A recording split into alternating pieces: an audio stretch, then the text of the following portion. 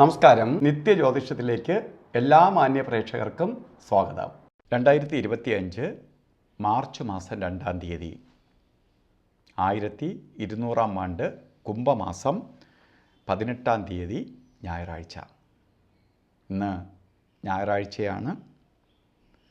ഉത്രട്ടാതി നക്ഷത്രത്തിൻ്റെ അവസാന സമയമാണ്. ഉത്രട്ടാതി നക്ഷത്രം തീരാൻ പോവുകയാണ്. കുറച്ച് നേരമേ ഉള്ളൂ ഉത്രട്ടാതി.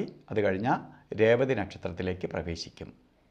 ഉത്രട്ടാതി ആയാലും രേവതി ആയാലും വളരെ അനുകൂലപ്രദമായ നക്ഷത്രം തന്നെയാണ്. അപ്പോൾ നമുക്ക് ബർത്ത്ഡേ എടുക്കുമ്പോൾ ഉത്രട്ടാതി നക്ഷത്രം തന്നെ എടുക്കാം. ഉത്രട്ടാതി അപ്പോൾ ഇന്ന് ശുഭ ദിവസമാണ്. സൂര്യഭഗവാന്റെ ദിവസം, അതായത് പ്രപഞ്ചനാഥൻ്റെ ദിവസമാണ്. കാരണം പ്രപഞ്ചം തന്നെ നിലനിൽക്കുന്നത് നവഗ്രഹങ്ങളുണ്ടെങ്കിലും സൂര്യഭഗവാനെ ആസ്പദമാക്കിയിട്ടാണ്. എല്ലാ ഗ്രഹങ്ങളുടെയും ചൈതന്യം, എല്ലാ ഗ്രഹങ്ങൾക്കും അല്ലെങ്കിൽ സോളാർ സിസ്റ്റം തന്നെ നിലനിൽക്കുന്നത് സൂര്യനെ ബേസ് ചെയ്തിട്ടാണ്.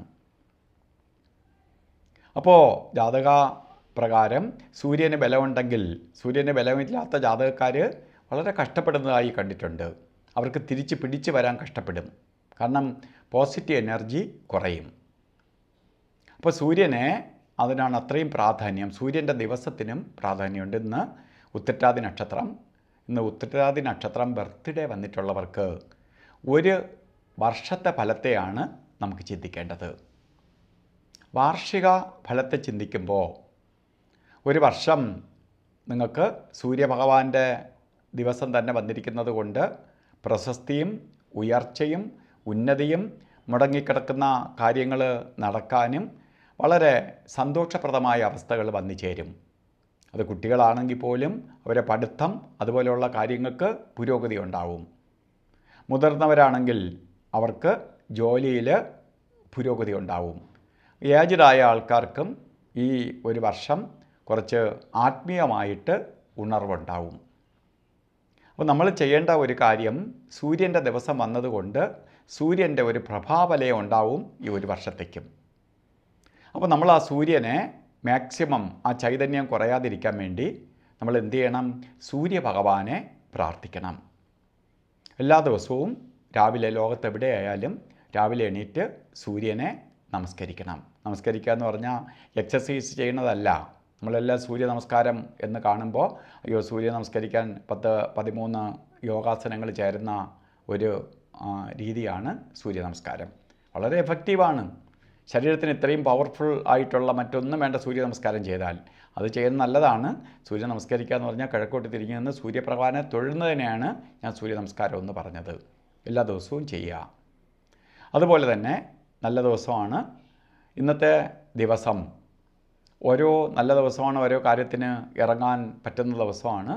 കുടുംബസമേതം സന്തോഷത്തോടു കൂടി സമാധാനത്തോടു കൂടി ഇരിക്കാൻ പറ്റുന്ന ഒരു ദിവസമാണ്. അതുകൊണ്ട് ഓരോ കാര്യത്തിന് ഇറങ്ങുമ്പോഴും നമ്മൾ ഇന്ന് രാവുകാല സമയം നോക്കി, വൈകുന്നേരമൊക്കെയാണ് പുറത്ത് പോകുന്നതെങ്കിൽ രാവുകാല സമയം നോക്കി യാത്ര തിരിക്കുന്നത് നന്നായിരിക്കും. രാവുകാലം കലണ്ടറിൽ രേഖപ്പെടുത്തിയിട്ടുള്ളത് 4:30 മണി മുതൽ 6 മണി വരെ എന്നാണ്. പക്ഷേ രാവുകാലം ആരംഭിക്കുന്നത് 5:03 തൊട്ടേ രാവുകാലം തുടങ്ങുകയുള്ളൂ. 6:32 വരെ രാവുകാലമുണ്ട്. അപ്പോൾ രാവുകാലം നമ്മൾ നോക്കി കലണ്ടറിൽ കണ്ടിട്ട് ഇറങ്ങുകയാണെങ്കിൽ നമ്മൾ ചെയ്യുന്ന ഓരോന്നും രാവുകാലത്തിനായിരിക്കും യാത്ര തിരിക്കുന്നത്.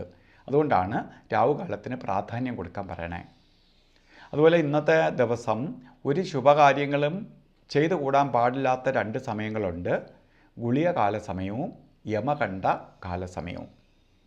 അതിലൊന്നും ഗുളികകാല സമയം വരുന്നത്, ശരിക്ക് ഗുളികകാല സമയം വരുന്നത് 3:34 തൊട്ട് 5:03 വരെയും, യമകണ്ഠ കാല സമയം വരുന്നത് 12:37 തൊട്ട് 2:05 വരെയും. ഈ സമയം ഒരു ശുഭകാര്യങ്ങളും ചെയ്യരുത്. ഒരു ശുഭകാര്യങ്ങൾക്കും അനുകൂലപ്രദമായ സമയമല്ല.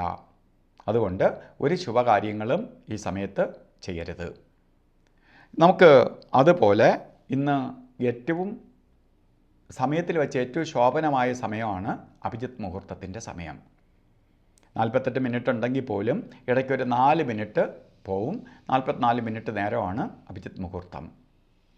അഭിജിത്ത് മുഹൂർത്തം ഇന്ന് വരുന്നതും ശരിക്ക് 12 മണി 13 മിനിറ്റ് തൊട്ട് 1 മണി 1 മിനിറ്റ് വരെയാണ്. ഈ സമയം നമുക്ക് എല്ലാ ശുഭകാര്യങ്ങൾക്കും എടുക്കാം. ഇന്ന് നമ്മൾ ഓരോ കാര്യത്തിന് ഇറങ്ങുമ്പോൾ വസ്ത്രധാരണത്തിന് ശ്രദ്ധിക്കണം. കാരണം പ്രപഞ്ചത്തിൽ ആ ഗ്രഹത്തിൻ്റെ സ്വാധീനമുള്ള ദിവസമാണ്. അപ്പോൾ ആ ഗ്രഹത്തിന് അനുകൂലമായി നമ്മൾ സഞ്ചരിക്കണം. നമുക്ക് ആ ഗ്രഹത്തിൻ്റെ നമ്മൾ എല്ലാ ദിവസവും നോക്കുമ്പോഴും പ്രപഞ്ചത്തിൻ്റെ കളർ ഒരുപോലെ തന്നെ കാണും. കാരണം നമ്മളെ കണ്ണിൽ എന്നും അത് സ്ഥിരമായിട്ട് എന്നും നമ്മൾ അറിവായ സമയം തൊട്ട് കാണുന്ന കളറാണ്. പക്ഷേ ഇപ്പോൾ സൂര്യപ്രകാശം ഉണ്ടെങ്കിൽ വെട്ടം കൂടുതലായിട്ടും ഇരുട്ടാണെങ്കിൽ ഇരുട്ടായിട്ടും കാണുമെന്നുള്ളതിലുപരി നമുക്ക് മറ്റൊന്നും കാണാൻ പറ്റത്തില്ല.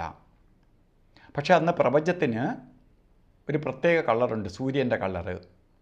സൂര്യൻ്റെ രശ്മികൾ എന്ന് പറയുമ്പോൾ എല്ലാ കളറും സൂര്യനുണ്ട് എങ്കിൽ പോലും റോസ് കളറ് അല്ലെങ്കിൽ ചുവപ്പ് മിക്സായിട്ടുള്ള കളറ്, താമരപ്പൂവിൻ്റെ കളറ്, അതുപോലെ ചൂടുകല്ലിൻ്റെ കളറൊക്കെ ഭഗവാന്റെ കിരണങ്ങൾ നമ്മളിലേക്ക് ആഗിരണം ചെയ്യാൻ സഹായിക്കുന്ന കളറാണ്. അപ്പോൾ ഇന്ന് ഓരോ കാര്യത്തിന് ഇറങ്ങുമ്പോൾ ഇത്തരത്തിലുള്ള വസ്ത്രവും കൂടി ഇറങ്ങുമ്പോഴേ മാത്രമല്ല വീട്ടിൽ നിൽക്കുമ്പോഴും നമ്മൾ ധരിച്ചുകൊണ്ട് നിൽക്കുന്നത് കുറച്ചുകൂടി നമുക്ക് ഉന്മേഷവും ഉണർവും ഓരോ കാര്യങ്ങൾ സമയബന്ധിതമായി ചെയ്തു തീർക്കാനും ഒക്കെ കഴിയും. അതുപോലെ ഇന്നത്തെ ദിവസം എല്ലാവർക്കും ഭാഗ്യദായകമായി തീരട്ടെ എന്ന് സർവേശ്വരനോട് പ്രാർത്ഥിച്ചുകൊണ്ട് നിർത്തുന്നു. നന്ദി, നമസ്കാരം.